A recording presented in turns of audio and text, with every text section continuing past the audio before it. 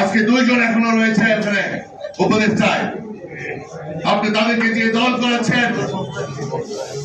দল হবে নিরপেক্ষ ভাবে থাকবে, আপনি নিরপেক্ষ থাকবেন। আজকে প্রশ্নবিদ্ধ হচ্ছে আপনি নিরপেক্ষ নাই, আপনি নিরপেক্ষতা নিয়ে প্রশ্ন আসতেছে।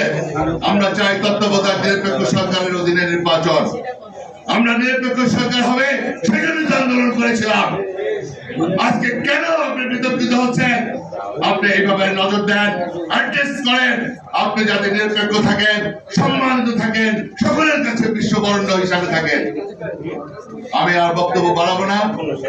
ইনশাআল্লাহ আগামী দিনে যদি সঠিকভাবে সুষ্ঠু নির্বাচন না হয়, অবাধ নির্বাচন না হয়, তাহলে কিন্তু আবার তত্ত্বাবধায়ক সরকারের অধীনে নির্বাচনে আন্দোলন শুরু হবে।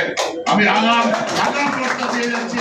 আমি অন্তর্বর্তীকালীন সরকারের কাছে আমার বিশেষ অনুরোধ, আমার অনুরোধ, আপনার একটা যেখানে প্রয়োজন আমাদের নেতৃবৃন্দের সাথে আলোচনা করে, স্টেক হোল্ডারদের সাথে আলোচনা করে আপনি সুষ্ঠু নির্বাচনের আয়োজন করেন। স্থানীয় নির্বাচন অন্য কোনো নির্বাচন জাতীয় নির্বাচনের আগে হবে না, হতে পারে না। জাতীয় নির্বাচন দিয়ে আপনাকে সুন্দর নির্বাচিত সরকারের কাছে